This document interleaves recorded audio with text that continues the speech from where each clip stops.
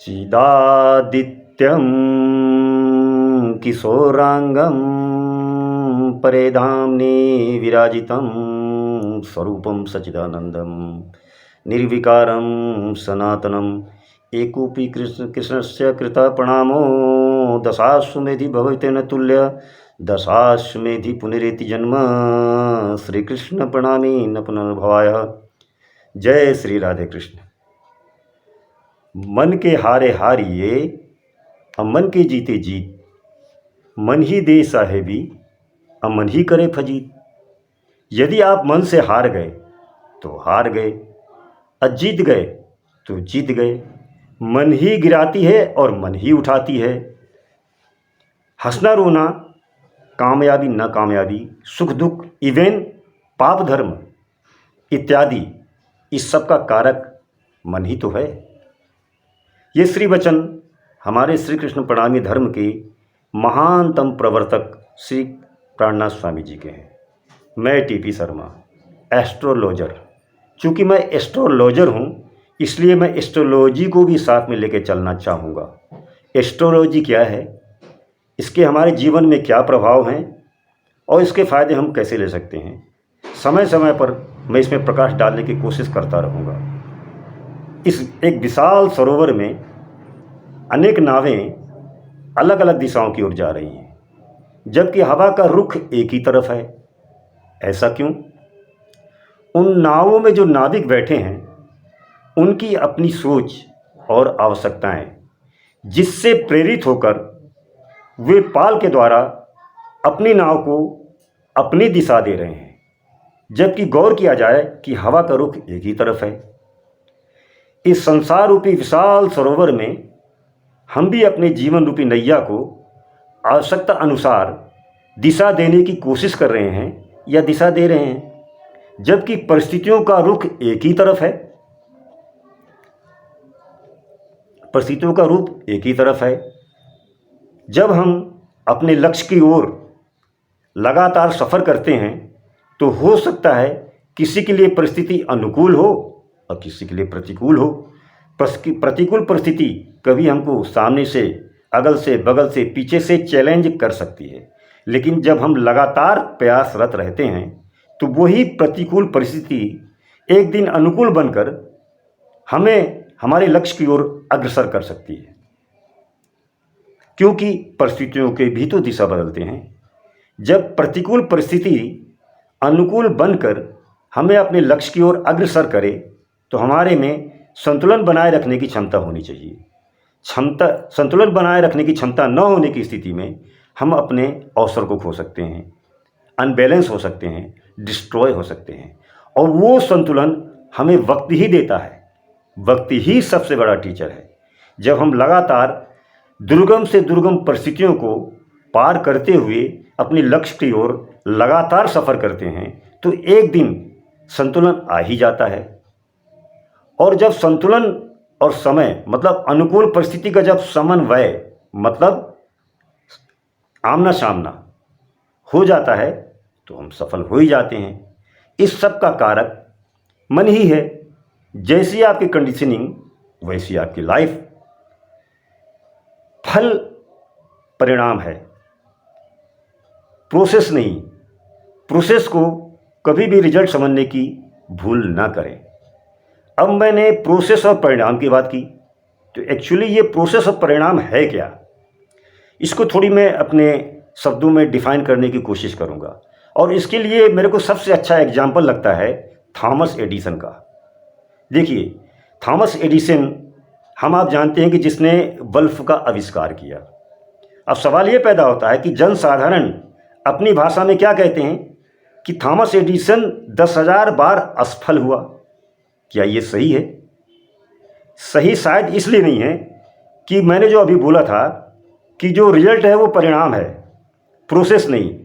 तो जो 10,000 बार उसने जो लोगों की भाषा के हिसाब से असफल हुआ, एक्चुअली वो असफलता नहीं है, वो प्रोसेस है, वो प्रयोग है उस आविष्कार तक पहुंचने का। तो सवाल ये पैदा होता है कि वो प्रयोग कर रहा था या उससे गलती हो रही थी। अब एक बात और है कि गलती कोई करता नहीं है, गलती हो जाती है। आप ये बताइए, अगर कोई चीज़ आपको ये मालूम हो जाए कि ये गलत है तो आप करोगे नहीं। अनुभव न होने की स्थिति में और गलती हो जाती है। और एक चीज़ और है कि सफलता का पहली सीढ़ी ही असफलता है। असफलता के दूसरे छोर में सफलता छुपी हुई है।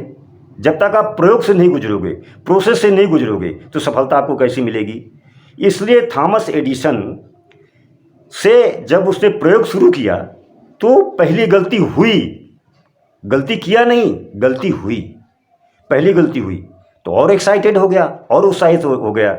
जबकि जनसाधारण जब कोई चीज़ करने लगते हैं तो उसको परिणाम समझ के नेगेटिव हो जाते हैं और वो ट्रेंड बदलते जाते हैं और एक दिन ट्रेंड बदलते बदलते पूरी ज़िंदगी ख़त्म हो जाती है।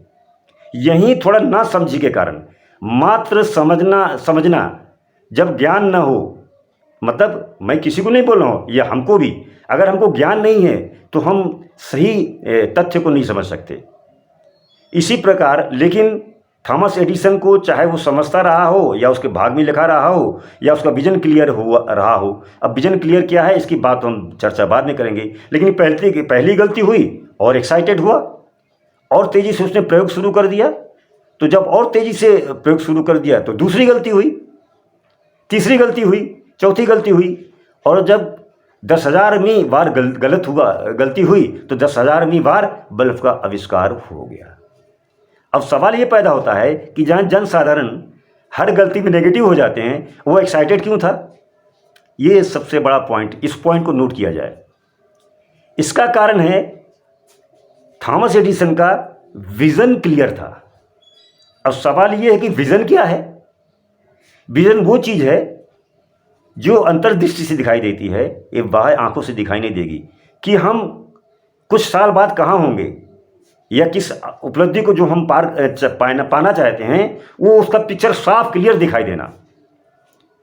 ये साफ क्लियर दिखाई देना, इसके विषय में भी चर्चा करते रहेंगे। उसके पहले हम उसके प्रोसेस की बात करें तो पहली गलती हुई और एक्साइटेड हुआ, दूसरी गलती हुई, तो दूसरी जब गलती हुई तो पहली गलती तो कम हो गई ना, वो पहली गलती तो दोबारा नहीं होगी ना। आप समझ रहे होंगे इस बात को। हाँ, तो और एक्साइटेड हुआ और तीसरी गलती हुई तो 2 गलती कम हो गई, चौथी गलती हुई तो 3 गलती हो गई। ऐसे होते होते 10,000वीं बार में बल्ब का आविष्कार हो गया। सवाल ये होता है कि पहली गलती में अगर वो पछाड़ खाता, दूसरी गलती में अगर बाल अपना नोचता, तीसरी गलती में अगर वो चिल्लाता, तो क्या थॉमस एडिसन होता? क्या उसके आविष्कार को हम आप शेयर करते होते? क्या वो अपने एक उपलब्धि में होता? शायद नहीं। अब सवाल वही जो मैंने पहले बोला था कि वो एक्साइटेड क्यों था, हर गलती से एक्साइटेड क्यों था, हर प्रयोग में एक्साइटेड क्यों था, जबकि जनसाधारण जो मैंने पहले शेयर किया था आपसे कि वो नेगेटिव हो जाता है। विजन का क्लियर, विजन क्लियर क्या होना, जो थॉमस एडिसन के हाथ में जो थ्योरी थी, जो बल्ब बनाने की थ्योरी थी, उसमें उसका फैथ था। अब देखिए, मैंने फैथ की बात की, कॉन्फिडेंस नहीं। कॉन्फिडेंस हाई भी हो सकता है, लो भी हो सकता है, ज़्यादा भी हो सकता है, कम भी हो सकता है, वो लॉक नहीं है। लेकिन भरोसा 100% होता है, भरोसा 99% नहीं होता है। जब हम कॉन्फिडेंस से उठ के जब फैथ में पहुंचेंगे तब हमको रिजल्ट मिलेगा। भरोसा, समर्पण, उसमें कोई डाउट की कोई कंडीशन ही नहीं है। उसको अपने थ्योरी में कोई डाउट ही नहीं था, क्लैरिटी थी कि इसमें बल्ब छुपा हुआ है। फॉर एग्जाम्पल, दही में मक्खन है ना, कोई कह सकता है कि दही में मक्खन नहीं है? मक्खन है, 100% है, कोई डाउट है क्या? तो डाउट नहीं है। अगर वो नहीं मिल रहा है तो हम उसको खोजेंगे ना, उत्साहित होंगे ना कि क्यों नहीं मिल रहा है, ऐसी हमारी कौन सी प्रयोग में गलतियां हैं। इसी प्रकार जब उसका विजन क्लियर था थॉमस एडिसन का कि इसमें बल्ब छुपा हुआ है, 101% बल्ब छुपा हुआ है, तो सवाल ये पैदा हो कि हमारे प्रयोग में कुछ गलतियां हो रही हैं या वो प्रयोग हमारा अधूरा है, इसलिए उसमें एक्साइटमेंट बना रहा, उसमें बल्ब का आविष्कार कर लिया, है ना, तो उसने उसको पा लिया। तो ये एक मैंने कोशिश की आपको परिणाम और प्रोसेस को डिफाइन करने का, है कि नहीं। और एक जाते जाते मैं एक आपसे क्वेश्चन करना चाहूँगा, और मैं क्वेश्चन नहीं कर रहा हूँ, ये समझ लीजिए कि मैं भी आपसे सीखना चाहता हूँ, क्योंकि मैं कुछ नया देने की कोशिश कर रहा हूँ, है ना। वीडियो तो बहुत बन रहे हैं, एक से एक हस्तियाँ आपके सामने आ रही हैं, अपने विचारों को शेयर कर रही हैं, उससे आपको बहुत कुछ मिल भी रहा होगा, है ना। लेकिन मैं ये चाहता हूँ विशेष करके यंग ब्लड को, कि जब उनमें कुछ रचनात्मकता जगे, कुछ नयापन मिले, है ना, तो मैं लास्ट में ये क्वेश्चन के साथ शुरू इसलिए कर रहा हूँ कि जब मैं आपसे क्वेश्चन करूँगा तो आपका दिमाग एनालिसिस करेगा, प्रयोग करेगा कि ये क्वेश्चन क्या है, इसका मतलब आंसर क्या हो सकता है कि नहीं। एक वर्कशॉप होगा, आपके दिमाग में वर्कशॉप होगा। और आपसे हमको क्या फ़ायदा होगा कि जब अनेक प्रकार की विचारधाराएं मेरे सामने आएंगी तो मैं भी एनालिसिस करूंगा, मैं भी एक नई चीज़ को जानूंगा।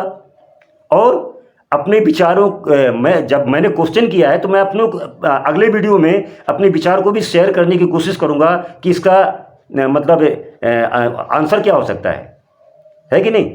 तो लेकिन मैं एक लीगल चैलेंज कर रहा हूँ कि इन क्वेश्चन में ही कामयाबी छिपी है, चाहे वो आध्यात्मिक कामयाबी हो चाहे भौतिक कामयाबी हो। ये मेरा लीगल चैलेंज है, इसको मैं अगले वीडियो में शेयर करूंगा। पर मैं आपसे क्वेश्चन कर रहा हूँ, मैं आपसे ये क्वेश्चन कर रहा हूँ कि ताश के गेम में जब कोई ताश खेल रहा हो तो ताश के गेम में खेलने वाले से अधिक देखने वाले को क्यों समझ में आता है, उसमें रचनात्मकता क्यों होती है। वो खेलने वाले को सलाह देता कि तुम काश ऐसा कर लेते तो तुम इस गेम को जीत जाते हैं, कैसी तुम बेवकूफ़ी कर गए, वगैरह वगैरह।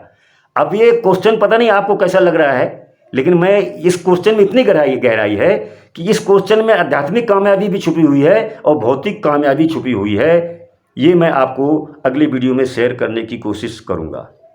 और अब ये मेरी पहली वीडियो है और आपके लाइक पे डिपेंड करता है कि मैं आगे कितने एक्साइटमेंट के साथ आगे किसी नए सब्जेक्ट को लेकर मैं वीडियो बनाऊँगा।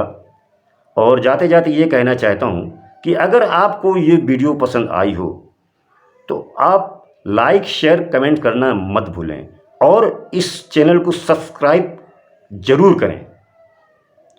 बस आज इतना ही। आपको ये वीडियो कैसा लगा मैं ज़रूर जानना चाहूँगा और अगले आपके लाइक करने पर डिपेंड करता है कि मैं अगली वीडियो में एक नए सब्जेक्ट को लेकर आपके सामने उपस्थित हूँ। जय श्री राधे कृष्ण।